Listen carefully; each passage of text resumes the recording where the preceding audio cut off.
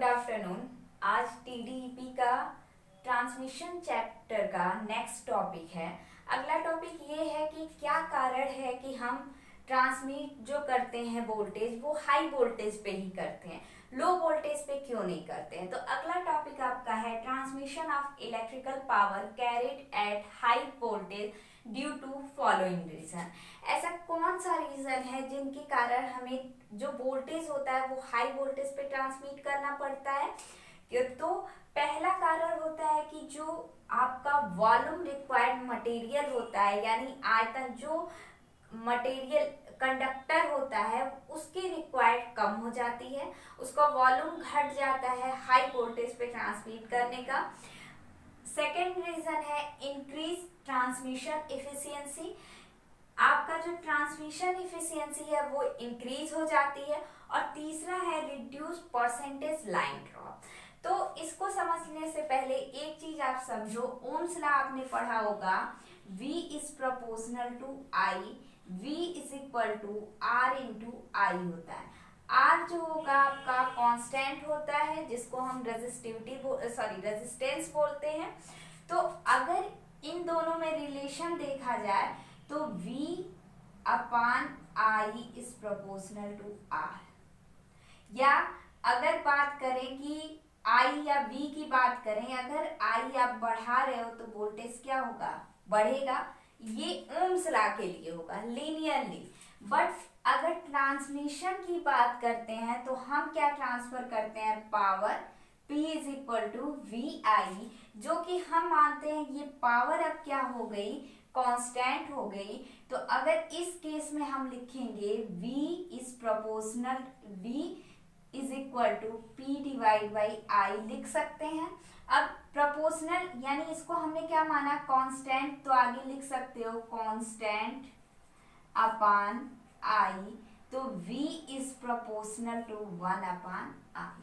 यहाँ पे directly proportional है, ये आपका ओम्स लॉ है और ये आपका ट्रांसमिशन के केस में है। तो ओम्स लॉ आपका क्या कहता है कि V is directly proportional to I, but आपके ट्रांसमिशन में क्या होता है कि पावर हम कांस्टेंट रखते हैं तो B is inversely proportional to I हो गया। अब इस केस में अगर हम वोल्टेज को बढ़ा दें तो आपकी करंट क्या हो जाएगी, घट जाएगी। और जब करंट घटेगा तो आपको पावर का फार्मूला पता है, P पावर लॉस जो होता है P is equal to I square R। अगर I घट रहा है तो ये स्क्वायर के फॉर्म में है तो बहुत ज्यादा घटेगा, जिससे हमारा लॉसेस क्या हो जाएगा, कम से कम होगा। और लॉसेस कम होगा तो इफिशियंसी क्या हो जाएगी, इंक्रीज हो जाएगी, क्योंकि इफिशियंसी आपकी क्या होती है, आउटपुट अपान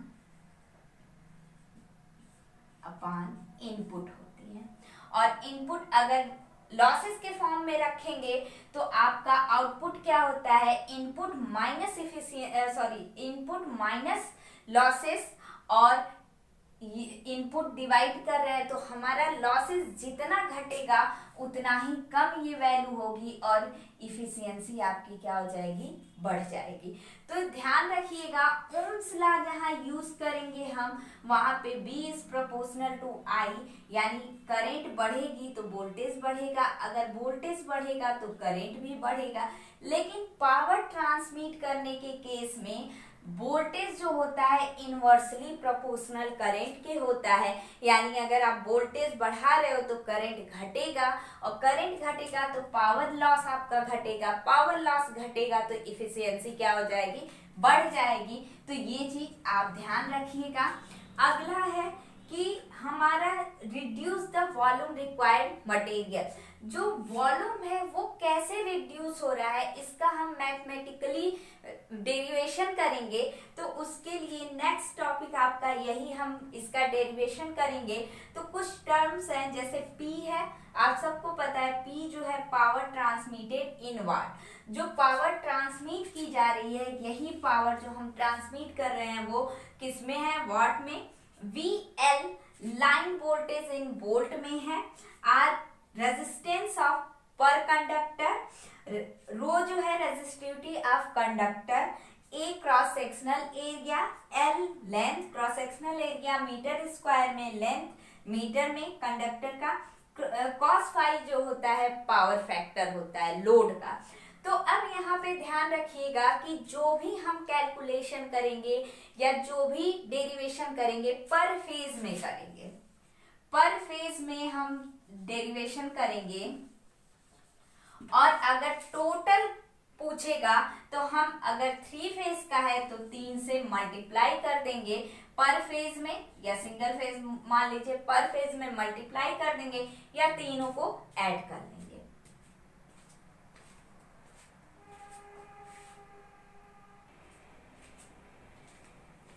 ये 3 फेज लाइन है, 2 फेज के बीच का जो वोल्टेज होता है वो लाइन वोल्टेज होता है। अगर न्यूट्रल और फेज के बीच का देखेंगे तो वो फेज वोल्टेज होगा। ये कंडक्टर जो ट्रांसमिट हो रहा है लाइन की लेंथ L है और इस प्रत्येक लाइन का रेजिस्टेंस R है। पर फेज कंडक्टर का हम पावर निकालेंगे तो पावर इज इक्वल टू होता है, power is equal to P is equal 3 phase की अगर बात करते हैं तो √3 VI cos फाई। AC की बात है, 3 फेज AC सिस्टम है। अगर ये सिंगल फेज होता तो हम √3 हटा देते, VI cos फाई होता, और अगर DC है तो सिर्फ लाइन वोल्टेज इंटू करेंट होता। अब यहाँ से लाइन करेंट हम निकालेंगे, line current I is equal to, IL भी लिख सकते हैं, IL इज इक्वल टू या I is equal to P divide by √3 VL cos phi. ये आपका मिल गया इक्वेशन फर्स्ट। अब हम क्या करेंगे कि रेजिस्टेंस हमको पता है, वायर का रेजिस्टेंस या कंडक्टर का रेजिस्टेंस जो होता है R is equal to ⍴L by A। अब ये तो हो गया आपका रेजिस्टेंस मिल गया, हमको करंट मिल गया। अब हम देखेंगे लॉसेस। तो लॉसेस जो होगा वो पर फेज का अलग अलग होगा, हमको टोटल लॉस निकालना है। तो पावर लॉस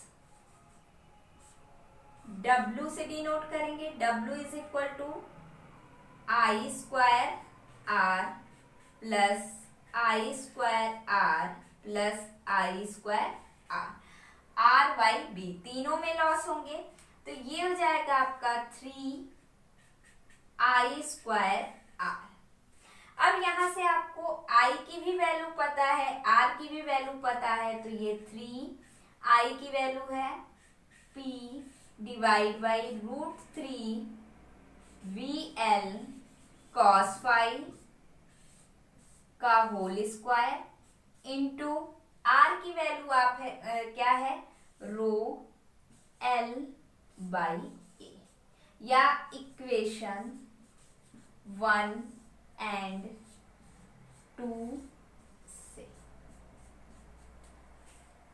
ये हो जाएगा 3 into P square upon 3 VL square cos square phi into ⍴L by A।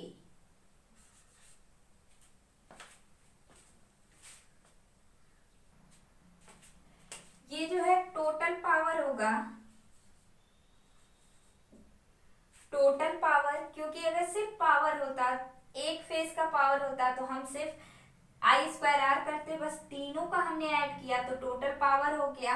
ये 3 से 3 कैंसिल आउट हो जाएगा, तो यहां से हमको W is equal to P square ⍴L divide by VL square A cos square phi. यहाँ से अगर हम एरिया निकाल लें, A इज इक्वल टू तो P square ⍴L divide by W cross में मल्टीप्लाई होगा VL square cos square phi. क्योंकि हमको क्या चाहिए, वॉल्यूम चाहिए, तो वॉल्यूम हम कैसे, वॉल्यूम क्या होता है, वॉल्यूम का फार्मूला होता है L into V into H। L और वी क्या होता है, एरिया होता है इंटू एच, यानी एल लेंथ से मल्टीप्लाई कर दें तो हमको क्या मिल जाएगा, वॉल्यूम। तो हमें एरिया मिल गई और ये लेंथ मिल गया। अगर इनका मल्टीप्लाई कर दें तो हमको जो है मिल जाएगा आपका volume required material. Required material का कितना वॉल्यूम होगा वो मिल जाएगा। तो रिक्वायर्ड वॉल्यूम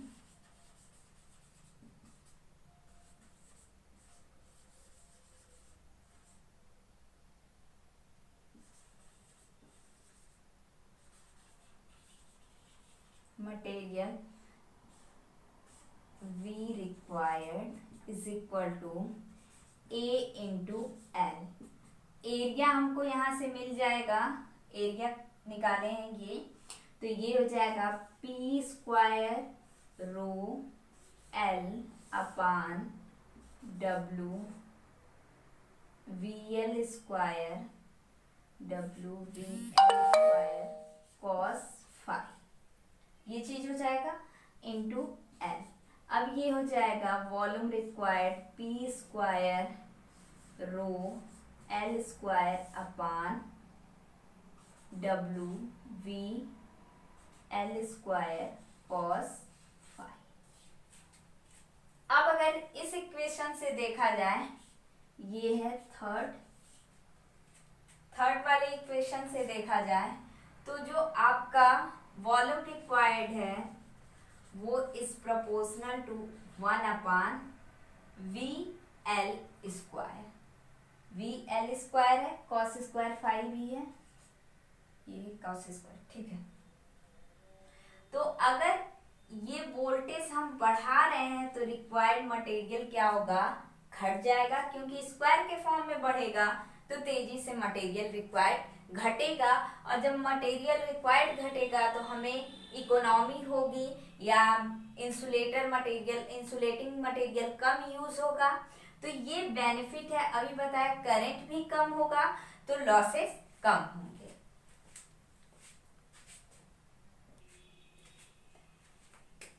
ये हमने पर फेज निकाला है। अगर टोटल मटेरियल रिक्वायर्ड निकालना होगा तो हम 3 से यहाँ मल्टीप्लाई कर देंगे, तो यहाँ भी 3, यहाँ भी 3 है। और ये तो कांस्टेंट है, P पावर कांस्टेंट होगा, रो जो कंडक्टर का रेजिस्टेंस होगा वही होगा, रेजिस्टिविटी वही होगी, लेंथ यही होगा। तो ये सारी चीजें आपके कांस्टेंट होगा। पावर फैक्टर लोड पे डिपेंड करेगा कि लोड आपका कैसा है, लीडिंग है, लैगिंग है या यूनिटी है। W भी आपका कितना है वो कांस्टेंट होगा। तो डिपेंड किस पे करेगा, L पे, यानी लाइन वोल्टेज पे। और लाइन वोल्टेज अगर बढ़ा रहे हो तो रिक्वायर्ड मटेरियल घटेगा।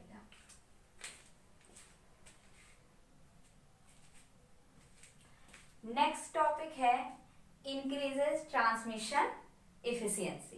पहला हमने देख लिया। नेक्स्ट टॉपिक में ट्रांसमिशन इफिशियंसी कैसे इंक्रीज करेगी। तो सबसे पहले तो इफिशियंसी क्या होती है, आउटपुट डिवाइड बाय इनपुट। अगर टोटल इनपुट की बात करें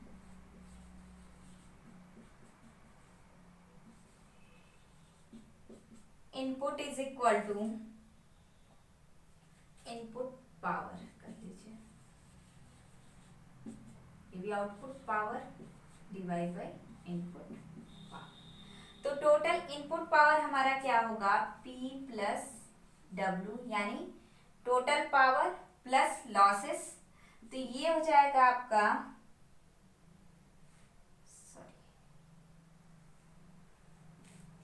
total input power is equal to output power plus losses. Output power P मान लिया प्लस लॉसेस W। अभी हमने निकाला, टोटल है तो 3 से मल्टीप्लाई होगा, तो ये P plus 3P square rho L square divide by A VL square cos square 5। ये आपका हो गया टोटल लॉसेस। एल तब स्क्वायर में होगा जब हम वॉल्यूम निकालेंगे, अभी एल ही रहेगा। अब हम देखेंगे कि जो कंडक्टर का डेंसिटी होता है वो क्या होता है। तो करंट डेंसिटी जो होगी, करंट डेंसिटी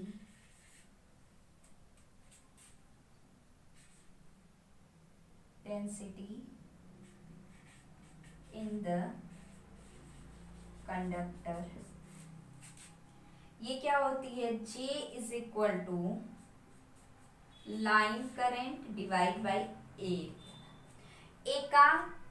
एरिया का जो करंट होता है वही आपकी करंट डेंसिटी होती है। तो यहाँ पे हम I की जगह, एरिया की जगह A is equal to I L divide by J। अब इसको पुट कर दीजिए यहाँ पे, तो ये हो जाएगा P is equal to P in is equal to P plus 3 p² rho L divide by A V L square cos square five. A का वैल्यू हमको पुट करना है, तो यहाँ पे ए ना रख के आई एल और इंटू जे ऊपर आ जाएगा। तो ये हो जाएगा आपका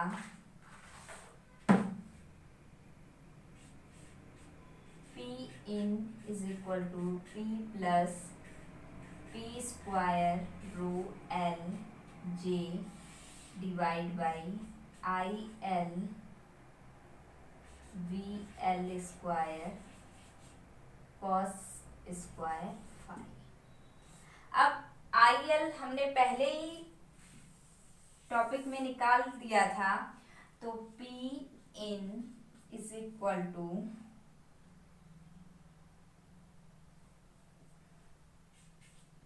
P in is equal to P, इसके डिवाइड में P plus p² rho L into J divide by V L square cos square five. I L की वैल्यू रूट थ्री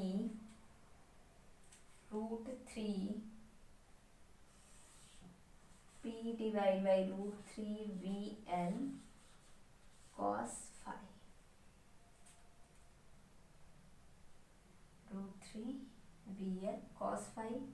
ये हो जाएगा P plus p² rho L J divide by V L square cos square five into P, और ये इसके divide में है तो ऊपर आएगा root 3 V L cos five.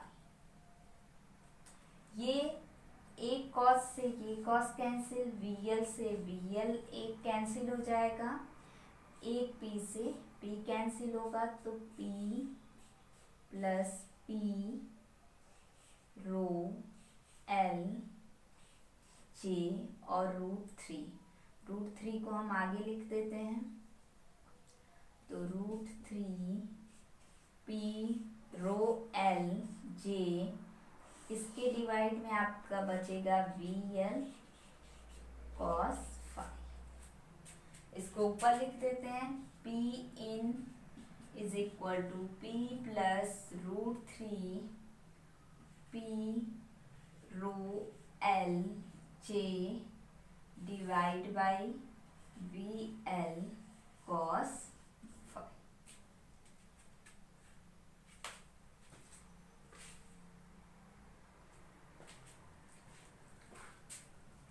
P in is equal to P plus root 3 P rho L J divide by आपका है we L cos five.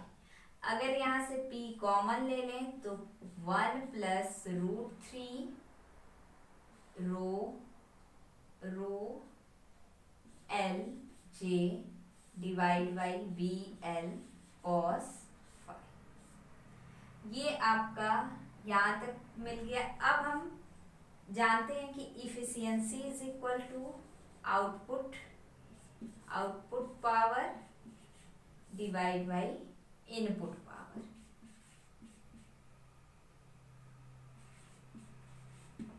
Output power हमने P माना था, इनपुट पावर हमको मिला है P 1 plus √3 rho L J divide by VL cos phi। P से P cancel हो जाएगा तो ये आएगा 1 divide by 1 plus √3 rho L J upon VL cos phi। यदि हम मान लें let √3 rho L J divide by VL cos phi is equal to x, तो ये बन जाएगा 1 whole divide by 1 plus x। तो आगे जो होगा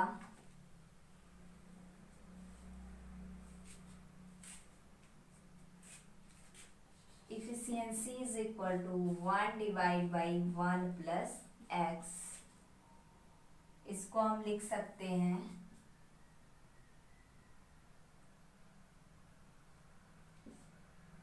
इफिशियंसी टी का मतलब ट्रांसमिशन इफिशियंसी 1 प्लस एक्स की पावर -1 लिख सकते हो मैथमेटिकली टर्म में।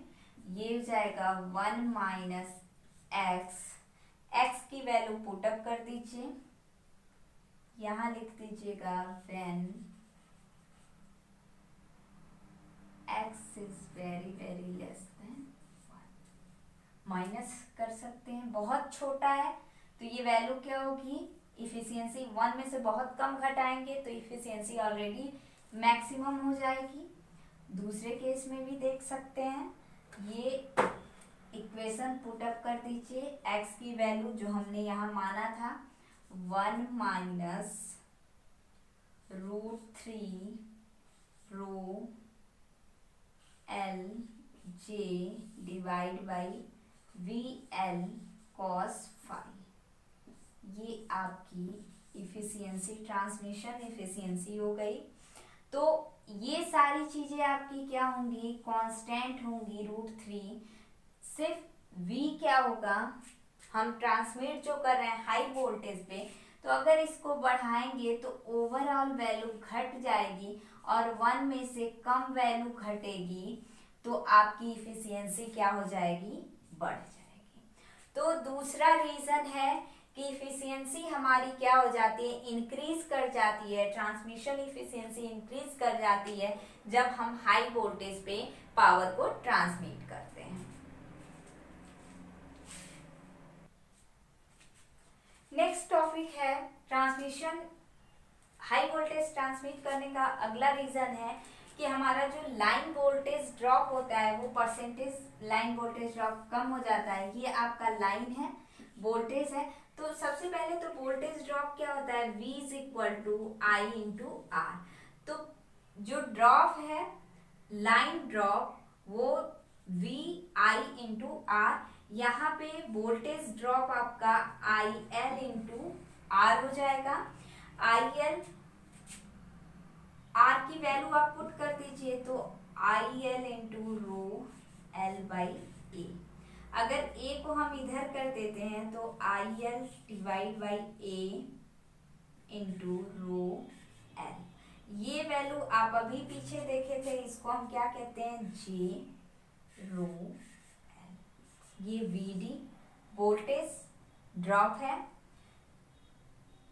तो परसेंटेज वोल्टेज ड्रॉप जो होगा, percentage voltage line voltage line drop VD is equal to VD divide by VL। ड्रॉप है तो परसेंटेज में टोटल जो हमने ड्रॉप निकाला है उसको लाइन ड्रॉप से डिवाइड कर दे तो परसेंटेज वोल्टेज ड्रॉप आ जाएगा, और मल्टीप्लाई कर दीजिए 100 से, तो VD is equal to, VD की वैल्यू हमने निकाला है J डैश कर दीजिए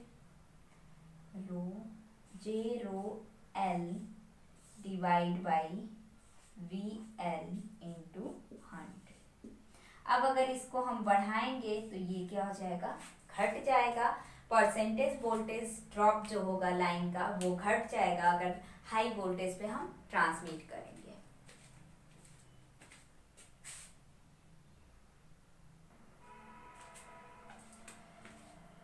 परसेंटेज ड्रॉप या वोल्टेज ड्रॉप जो होता है पर फेज का इक्वल होता है, जैसे VD is equal to I into R, I into R, I into R, और जो लॉसेस होते हैं तीनों का हम ऐड कर देते हैं I square R Y B, I square R plus I square R, तीनों के लिए होता है। तो ये तो था कि क्या कारण है कि हम हाई वोल्टेज पे ही लाइन ट्रांसमिट करते हैं, पावर एक स्थान से दूसरे स्थान पे ले जाते हैं।